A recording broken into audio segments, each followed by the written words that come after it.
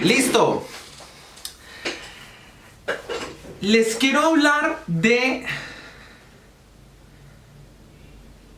Hay muchas formas de evaluar o de entender qué es lo que tiene que tener una obra para que sea una obra de arte.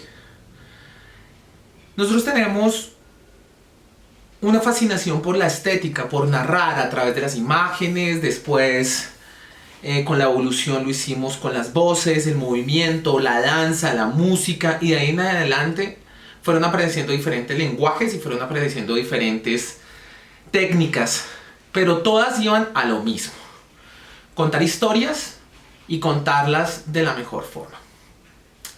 En este orden de ideas también comenzamos a tener ciertos momentos estéticos de decoración, por ejemplo.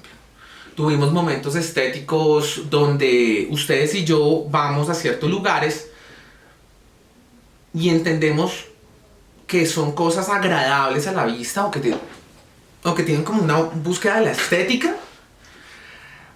Pero siempre nos hacemos la pregunta: ¿cómo puedo diferenciar esta pieza que es muy interesante a una obra de arte? Entonces ustedes y yo estamos en un mundo comercial que todo el mundo que haga algo medio chévere dice esto es una obra de arte. Y ahora le dicen obra de arte hasta a los futbolistas. Eso, los jugadores de fútbol hacen una cosa y no falta el que quiera hacer una parábola de su relato y utilice muchos conceptos mal. Entre esos decir, ese gol es una obra de arte, esa jugada es una obra de arte. Pero entonces eso nos vuelve a una pregunta, al manoseo de los conceptos. ¿Qué es una obra de arte? Y eso pasa con muchos conceptos importantes: la paz, la búsqueda de una mejor sociedad. Uno de estos momentos, la resiliencia. O sea, el ser humano, con tantas modificaciones, con tanta publicidad, comunicación y con tantas, como que una hiperconexión y una hipercantidad de personas hablando bobadas, también nos comienzan a confundir. La pregunta es: ¿qué necesita una obra para hacer una obra de arte? Pues las obras tienen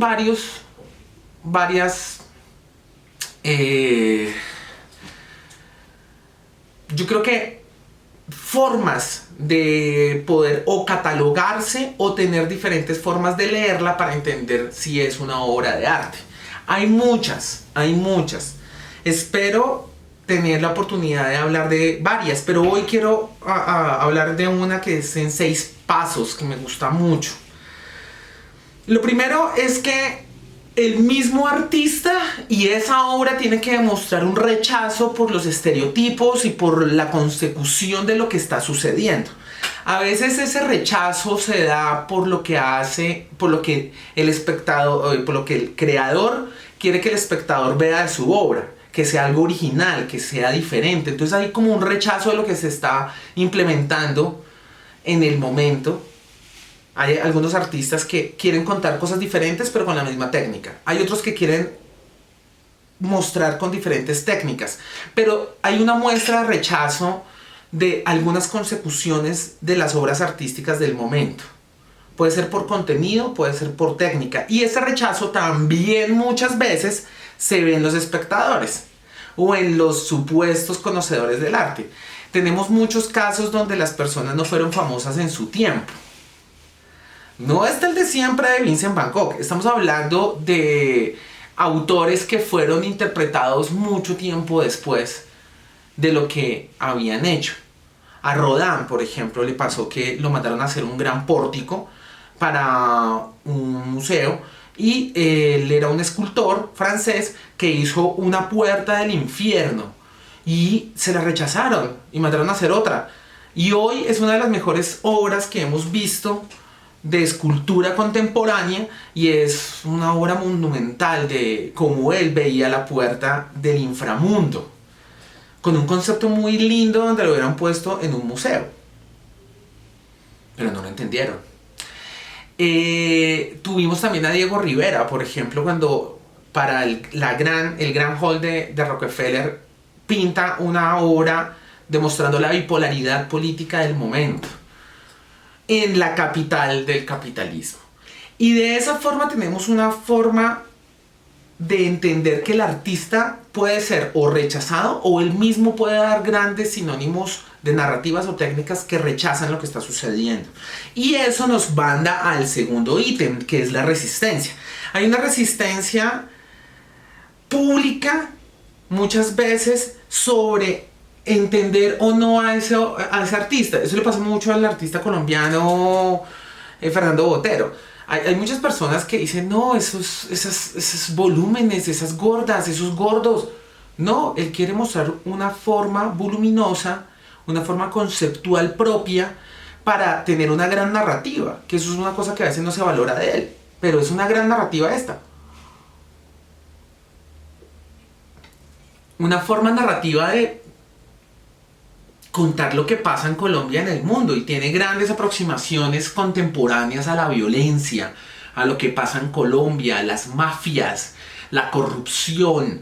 Tiene grandes tributos a muchos artistas, a sus maestros, Velázquez, tiene uno de Leonardo da Vinci, y comienza a promocionar y promocionarse como una persona que conceptualizó el volumen y tiene unas formas diferentes a las que se están consumiendo constantemente. Pero es que es muy diferente hablar del cuerpo gordo hoy que haberlo hecho en la época de Rubens o en la época del Renacimiento hacia atrás, que las estéticas del cuerpo de los seres humanos eran diferentes. Hoy, en una cultura consumista que le habla tanto de ser delgado a las personas, marca una resistencia diferente.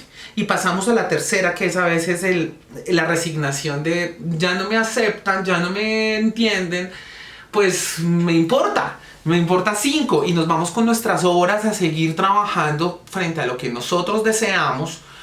Y entendemos esas otras resistencias como que no son momentos para que nos entiendan, y se sigue trabajando y se sigue trabajando y se sigue trabajando, y a veces, como algunos artistas, hasta posterior de su muerte o muchos años después, la cultura, los seres humanos, las sociedades comienzan a entender cuál era el mensaje, cuál era la técnica, y a valorar lo que sucedía. Eso le pasó a la mayoría de artistas en el planeta.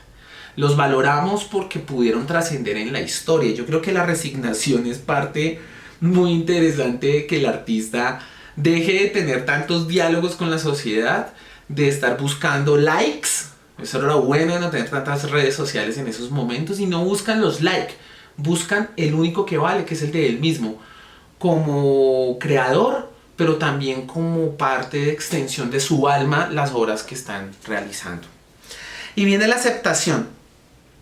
Ese cuarto ítem de la aceptación viene atado a que tiene que haber como una lucha, tiene que haber unos momentos en que uno proponga cosas diferentes, pero llega a una aproximación que podemos llamar la aceptación, una aceptación no de los conocedores y estudiosos del arte, o la aceptación de nuevas técnicas propuestas, o la aceptación de que no estábamos preparados, o que esas sociedades antiguas a la que está el evaluador o el espectador contemporáneo viendo las obras, acepta que ya tiene unos bagajes culturales diferentes y que entiende a posteriori, acepta esas propuestas narrativas o esas propuestas de técnica o de estéticas. Y viene después una cosa muy importante, que es la exaltación de toda una comunidad, no solo de gente famosa o gente que supuestamente sabe o estudia, sino de un gran conjunto, los pares, la exaltación de un público que no está formado artísticamente, pero que se engancha con grandes propuestas. Eso le pasó, por ejemplo, al cyberpunk. Nosotros veíamos esas estructuras electrónicas, esos grandes colores, que en cierto momento una subcultura le gustó mucho y salieron grandes productos. Tuvimos películas, literatura, mucho póster, mucha cosa urbana, pero fue en un momento preciso, con la aparición de nuevas vanguardias contemporáneas y con la ampliación, porque lo del cyberpunk, lo que me gusta es que a veces uno es muy duro con las redes sociales, pero creo que las nuevas posturas de los 80s hacia acá han estado ligadas a conquistar y a dar como una democratización para que la exaltación sea mucho más popular, para que se conecte el mundo y que la globalización ayude a que podamos conocer muchos artes en muchas partes. Pasa mucho con las músicas, pero pasa mucho con la arquitectura, con el diseño, con las piezas artísticas plásticas y especialmente con el lenguaje audiovisual, que tiene una historia muy reciente, pero ha invadido los ojos y los oídos y las percepciones de las personas. Y de ahí venimos a la final, que es la transmisión. La transmisión habla, más allá del valor que hablábamos de la exaltación, habla de ya entenderse con los referentes. O sea, poder volverse un referente, poder entrar a una etapa donde ya no se entiende como una mímesis de ciertos procesos artísticos, sino que uno voltea a mirar y dice, esto tiene un valor propio. Esto tiene algo que transita y lo más importante, que transmite. Y transmite a pesar de los años, a pesar de las tecnologías. Y eso pasa mucho con las músicas, por ejemplo. Ustedes y yo estamos encantados con algo que se le ha llamado contemporáneamente música clásica, pero eso es como un periodo del arte musical, del barroco, y de entender la música con esos instrumentos europeos. Pero es que estamos hablando que la misma Nina Simone hablaba del jazz como la música clásica negra. Y eso comienza a trascender. Entonces uno no tiene que estar en estudios particulares de jazz, sino entender que grandes academias como Juilliard o como otras del mundo encuentran en el jazz la oportunidad de transmitir no solo sentimientos, sino también técnicas muy sofisticadas para lo que nosotros entendemos como expresión. Para finalizar, la obra de arte tiene muchas formas y hay muchos grandes estudiosos y artistas que se han tomado a la tarea de desglosar esto con palabras. ¿Qué es lo que hace una obra artística? Ser una obra. Un montón de deditos indicando que soy chévere, un montón de likes, no sé, lavar dinero con esas obras y pagar millones y millones y millones. Y no estoy hablando solo de hablar de lavar dineros ilícitos, sino también de esos dineros para enunciar conocimientos o egos de los millonarios. La obra de arte termina transmitiéndole al que sabe o al que no sabe. Termina transgrediendo e invitando a reflexiones al que sabe o al que no sabe. Y hay ciertos consensos que son los más importantes, donde muchas personas entienden que en ese momento era necesario contar esa historia, decirlo o con una imagen, o con una fotografía, o con un libro de arte, o con una impresionante estructura arquitectónica, o una canción. Lo más importante es que comencemos a entender que necesitamos transmitir, que necesitamos expresar con nuestras obras un mensaje único que parte del artista o del grupo de artistas que saca el producto adelante. ¿Listo? ¿Quedó claro? Sí, señor, digamos que sí. ¿Cómo así que digamos que sí? ¿Qué es eso? Por Dios, de por Dios. ¡De por Dios!